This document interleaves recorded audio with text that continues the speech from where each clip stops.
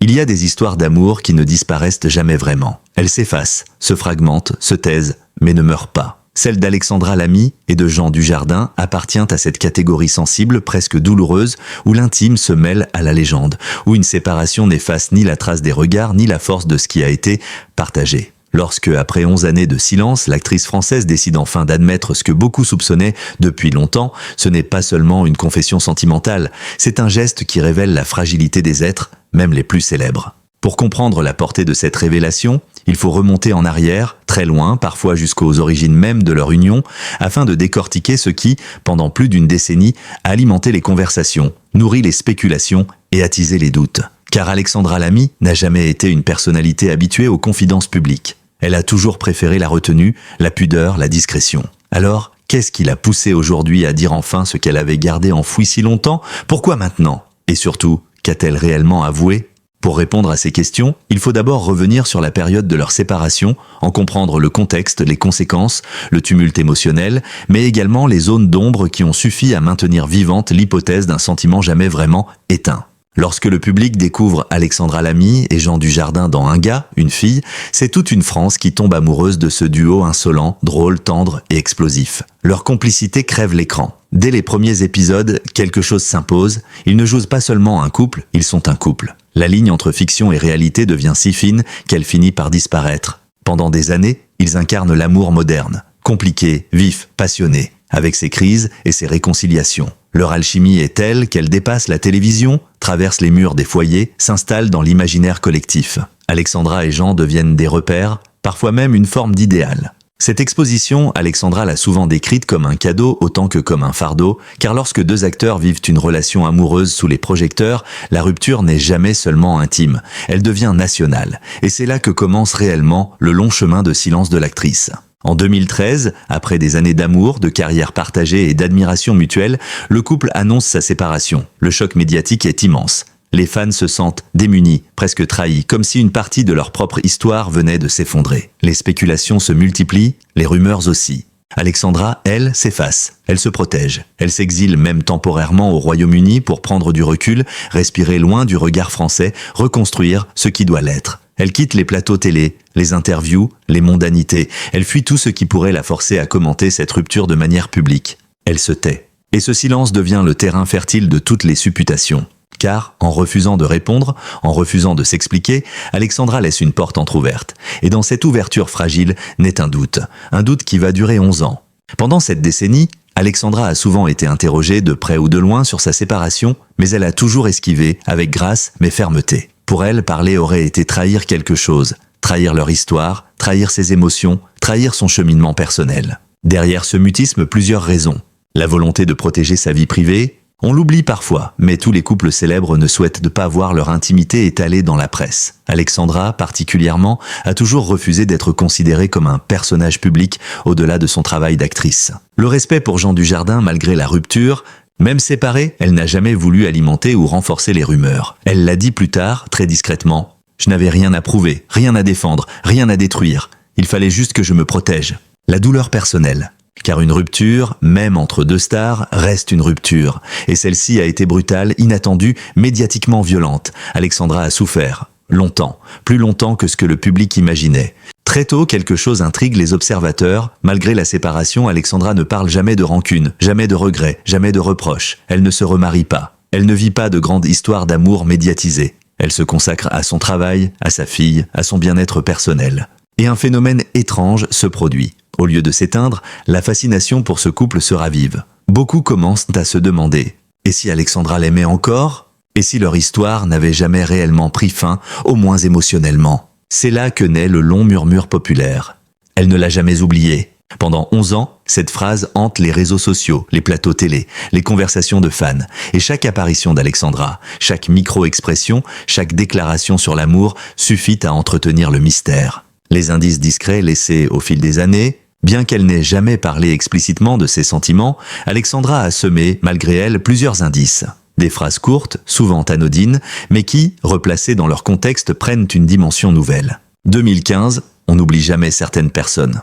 Lors d'une interview au Royaume-Uni, un journaliste lui demande si elle croit en l'amour après une séparation difficile. Sa réponse, calme mais lourde de sens, fait immédiatement réagir les fans. 2017, je ne crache jamais sur mon passé. J'ai aimé, j'aime encore aimer. Une formule étonnante, ambiguë, presque troublée. 2020, un hommage discret mais remarqué. À la sortie d'un film de Jean Dujardin, Alexandra partage un message de félicitations sur ses réseaux sociaux. Simple, élégant, mais très inhabituel, les internautes y voient un signe. 2022, l'amour ne disparaît pas, il se transforme. Cette phrase prononcée dans une émission culturelle devient virale en quelques heures. Chaque déclaration devient un fragment de puzzle. Et plus le temps passe, plus le puzzle prend forme. Pour la première fois depuis leur séparation, Alexandra Lamy accepte enfin de revenir sur cette période. Non pas pour créer la polémique, mais parce qu'elle semble prête. Elle a vieilli, elle a grandi, elle a guéri. Elle ne parle plus avec la fragilité d'une femme blessée, mais avec la maturité de quelqu'un qui a compris et accepté son histoire. Ce qui a déclenché sa confession ? Un mélange de choses, un projet professionnel intime, une discussion avec sa fille Chloé, une remise en question personnelle, et peut-être aussi, simplement, le besoin de fermer un chapitre. Car une vérité tue trop longtemps finit par devenir plus lourde que la vérité elle-même. La confession, ce que le public avait toujours soupçonné, et cette vérité, la voici, ou du moins la première partie, celle qu'Alexandra accepte enfin de livrer. Elle n'a jamais cessé d'aimer Jean Dujardin, même après leur séparation. Pas toujours de la même manière, pas toujours avec la même intensité, pas toujours avec l'espérance d'un retour. Mais elle ne l'a jamais effacé. Avec Jean, ce n'était pas seulement une histoire d'amour, c'était un morceau de moi. Quand on perd ce genre de relation, on ne s'en remet pas complètement. On apprend juste à vivre avec. Ce sont ces mots-là, simples, sincères, bouleversants, qui ont mis fin à 11 ans de spéculation.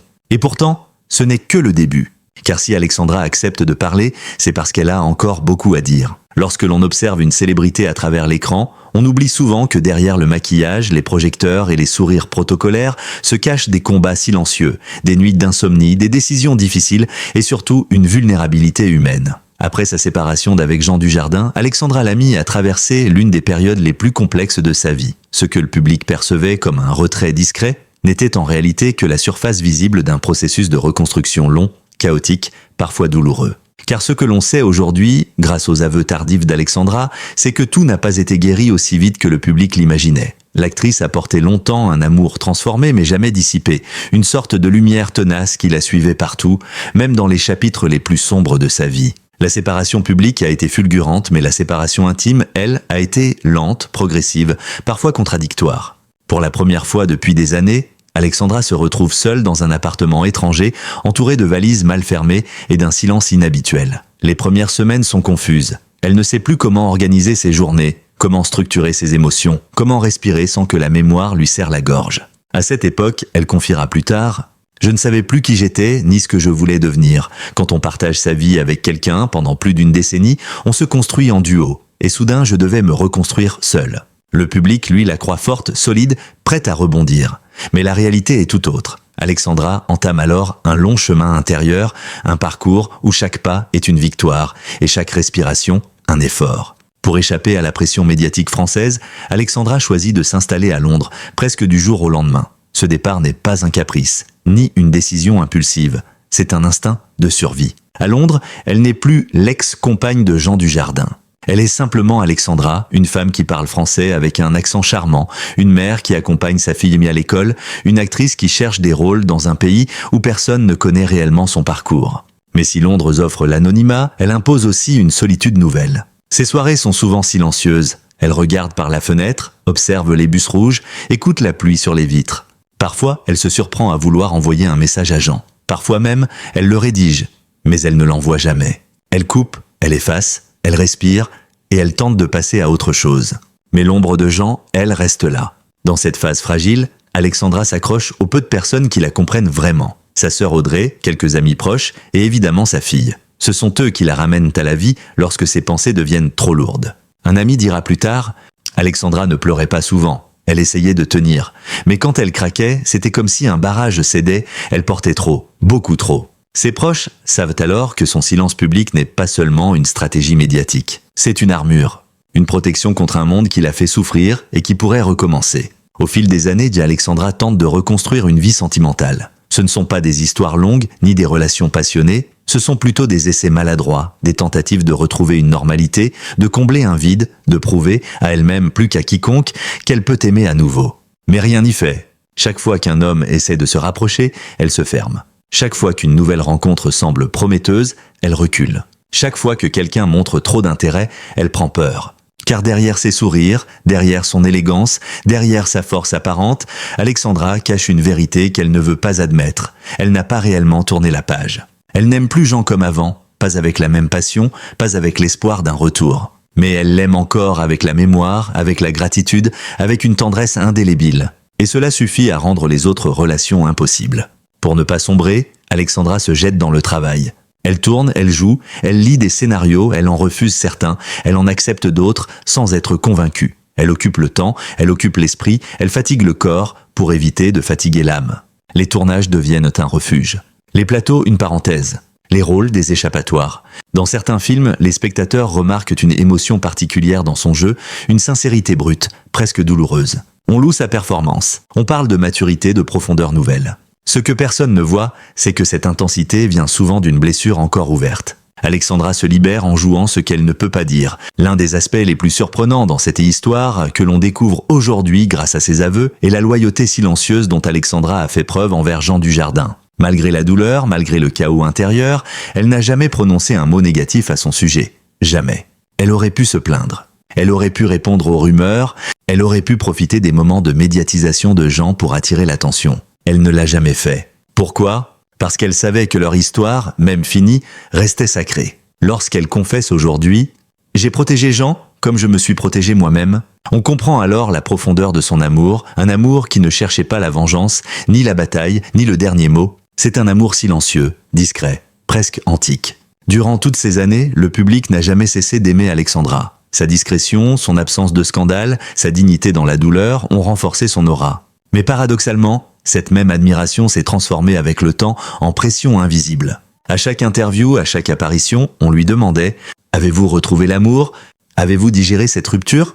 Avez-vous pardonné ?» Elle répondait avec élégance, mais aucune de ses réponses ne reflétait la vérité intérieure. Elle mentait, mais par pudeur. Elle souriait, mais par devoir. Il aura fallu 11 ans pour qu'elle accepte enfin de dire ce qu'elle ressentait vraiment. Plusieurs événements, au fil des années, ont réveillé en elle des émotions enfouies. 2017, le César de Jean. Lorsqu'il reçoit une nouvelle distinction, Alexandra est seule dans son salon. Elle applaudit devant son téléviseur, en silence. Ses yeux brillent. De fierté, pas de regret. Mais ce soir-là, elle réalise qu'elle n'a jamais cessé de suivre sa carrière. 2019, un rôle qui lui rappelle leur complicité. Dans un tournage, elle doit jouer une scène d'amour taquine, presque improvisée. Le réalisateur lui dit « Il faut que ce soit naturel ». Et soudain, elle pense à Jean. La scène devient douloureusement authentique. 2022, une interview qui la déstabilise. Un journaliste lui demande « Peut-on vraiment oublier quelqu'un qui a compté ?» Elle reste interdite une seconde de trop. Le public s'en aperçoit. La vidéo devient virale. Ces instants, comme des éclairs, lui rappellent que le passé n'est jamais totalement passé. Au fil des ans, Alexandra apprend à vivre avec cette part d'elle-même qu'elle ne peut ni nier ni effacer. Elle ne cherche plus à se détacher du passé. Elle l'accepte, le transforme, l'assimile. Elle ne rêve pas d'un retour. Elle ne nourrit aucune attente. Elle n'est pas dans la nostalgie amère. Elle est simplement lucide. Elle comprend que certaines histoires ne finissent jamais vraiment. Elles changent de forme, deviennent des souvenirs, puis des leçons, puis des forces secrètes. Et c'est précisément cette lucidité nouvelle qui prépare le moment clé, sa confession. Avant de révéler publiquement ce qu'elle ressentait, Alexandra a vécu un moment charnière, presque initiatique. Un soir, seule dans son appartement, elle relit un vieux journal intime.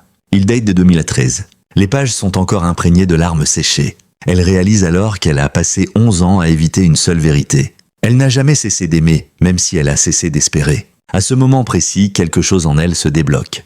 Elle ne veut plus fuir. Elle ne veut plus se taire. Elle veut dire ce qu'elle n'a jamais pu dire. Et c'est ainsi qu'elle arrive à l'aveu public qui fait trembler la France. Un aveu sincère, touchant, bouleversant, mais qui n'est rien comparé à ce qu'elle s'apprête à révéler ensuite. Pendant 11 longues années, un fil invisible a relié Alexandra Lamy à son passé. Un fil fait de souvenirs, de silence, de pudeur et d'amour transformés. Lorsque, finalement, elle décide de briser ce silence et de tout révéler, le pays retient son souffle. Les fans, les journalistes, les amis, les inconnus, tous savent qu'elle n'est pas femme à parler à la légère. Si elle s'exprime, ce n'est pas pour susciter la nostalgie ni raviver les flammes du passé, mais parce qu'elle a atteint un point de maturité où la vérité devient une forme de liberté. Alexandra n'est pas du genre à orchestrer un coup médiatique. Son aveu ne vient pas d'une interview calculée ni d'une conférence de presse. Il arrive pendant une conversation simple, presque intime, dans le cadre d'un documentaire consacré à la résilience artistique. Assise face à la caméra, la lumière douce glissant sur son visage, elle semble hésiter quelques secondes. Puis elle murmure « Je crois que je n'ai jamais vraiment cessé d'aimer Jean. Pas comme avant, pas pour revenir, mais je ne l'ai jamais effacé de moi. » La réalisatrice reste silencieuse, stupéfaite. Alexandra poursuit plus posée. « Et je crois que je me suis tue trop longtemps. J'avais peur d'être ridicule, j'avais peur d'être incomprise, et surtout, j'avais peur d'admettre que certaines blessures peuvent être belles aussi. » Ce sont ces mots-là qui bouleversent la France. L'aveu n'est pas un cri du cœur, c'est une vérité apaisée, réfléchie, assumée. Une vérité qui ne demande rien, ne revendique rien, ne cherche pas à reconquérir qui que ce soit. Une vérité qui existe simplement parce que, parfois, il est nécessaire de dire ce qu'on n'a jamais osé nommer. Dans les heures qui suivent, les réseaux sociaux s'embrasent. Les hashtags explosent. Les journaux titrent. Le grand aveu d'Alexandra Lamy. 11 ans après, elle dit enfin ce que tout le monde pressentait. Une déclaration bouleversante, mais, fait rare dans l'univers médiatique, la réaction est unanime. Respect. On ne se moque pas. On ne tourne pas en dérision. On ne transforme pas l'aveu en ragot. Au contraire, les internautes saluent son courage, sa sincérité, sa dignité. Beaucoup écrivent. On l'avait toujours senti. Elle avait besoin de le dire pour avancer. Ça fait du bien d'entendre une femme parler avec tant de vérité. Loin de susciter la polémique, sa déclaration devient un manifeste émotionnel. Celui de l'amour qui se transforme mais ne disparaît pas. Ce que le public découvre ensuite, et qui rend cet aveu encore plus poignant, ce sont les raisons profondes derrière son silence. Elle ne voulait pas faire de mal. Alexandra explique qu'elle a longtemps refusé de parler par peur de perturber la vie de Jean Dujardin qui avait reconstruit son existence ailleurs. Elle ne voulait pas qu'on interprète ces mots comme un appel du pied, une jalousie, une rancœur ou une tentative de raviver une histoire éteinte. Elle ne voulait pas se fragiliser. Parler aurait signifié accepter sa vulnérabilité. Or, pendant longtemps, elle n'était pas prête. Elle devait se reconstruire, retrouver son équilibre, son estime d'elle-même. Elle voulait comprendre ses propres sentiments. Elle l'avoue, cette vérité, je ne l'ai comprise qu'avec l'âge. J'ai mis des années à admettre que l'amour n'est pas toujours une question de possession, mais de gratitude. Elle ne voulait pas devenir un symbole de nostalgie. Alexandra craignait que parler d'un amour passé la réduise à une version figée d'elle-même. Elle voulait avancer, apprendre, évoluer, pas rester coincée dans le souvenir du duo iconique qu'elle formait autrefois. Son aveu ne dit pas « je veux revenir en arrière », il dit quelque chose de beaucoup plus mature. « J'ai aimé, je n'oublie pas, et cela fait partie de moi ». Pendant longtemps, Alexandra a confondu ce sentiment avec un échec. Elle croyait qu'aimer encore un peu signifiait ne pas avoir tourné la page. Mais les années lui ont appris que certaines relations ne se referment jamais complètement, et que ce n'est pas grave. Elle explique dans un entretien suivant « On peut aimer sans attendre, aimer sans regret, aimer sans espérer. L'amour peut devenir une forme de tendresse profonde, un chapitre précieux qu'on garde avec soi, un sourire intérieur. C'est cette nuance extraordinaire, cette compréhension rare, qui touche tant de gens. » En parlant enfin, Alexandra dépasse largement le cadre de sa propre histoire. Son aveu devient un miroir pour tous ceux qui ont aimé une fois, intensément, et qui n'ont jamais réussi à effacer complètement ce souvenir. Elle dit en substance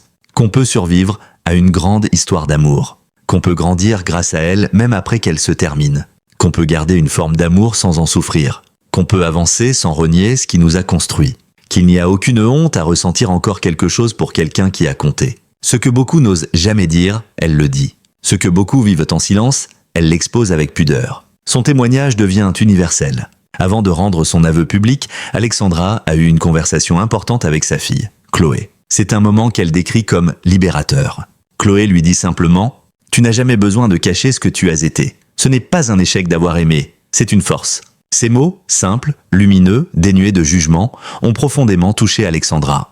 Elle comprend alors qu'elle n'a plus à avoir peur du regard des autres. La personne qui compte le plus dans sa vie la comprend, la soutient, l'encourage. Et c'est ce soir-là, raconte-t-elle, qu'elle a décidé d'assumer son passé. Même si sa confession est apaisée, Alexandra admet avoir porté quelques regrets au fil des années. Le regret du non-dit. Elle aurait aimé dire plus tôt ce qu'elle ressentait vraiment, au moins pour elle-même. Le regret d'avoir eu peur, la peur du jugement, la peur de la faiblesse, la peur de l'excès d'émotion.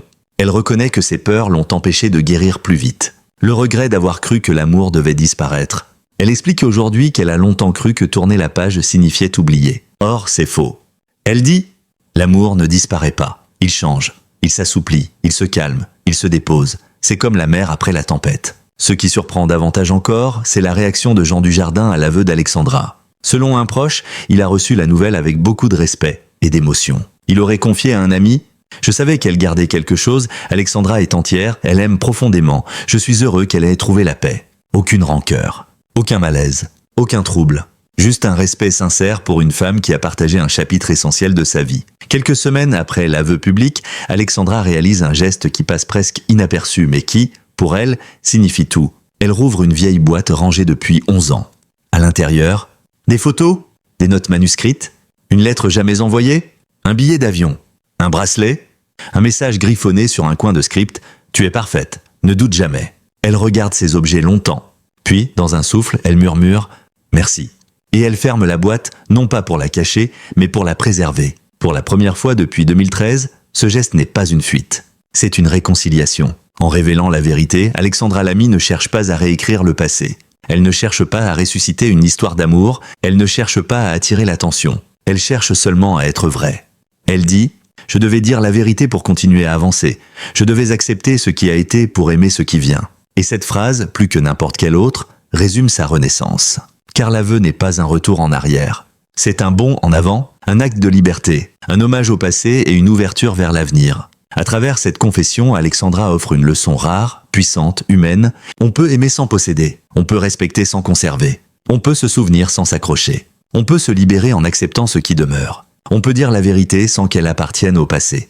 Et surtout, on peut être fort en étant vulnérable. L'histoire d'Alexandra Lamy n'est pas celle d'un regret. C'est celle d'une femme qui a traversé le temps, la douleur, la reconstruction, et qui aujourd'hui, enfin, dit ce que nous avions toujours pressenti: qu'un grand amour ne s'efface jamais vraiment, même quand il ne revient plus. Si cette histoire vous a touché, si vous appréciez mes analyses, mes récits et mes enquêtes approfondies sur la vie des célébrités et les secrets du cinéma, alors n'hésitez pas à vous abonner à la chaîne.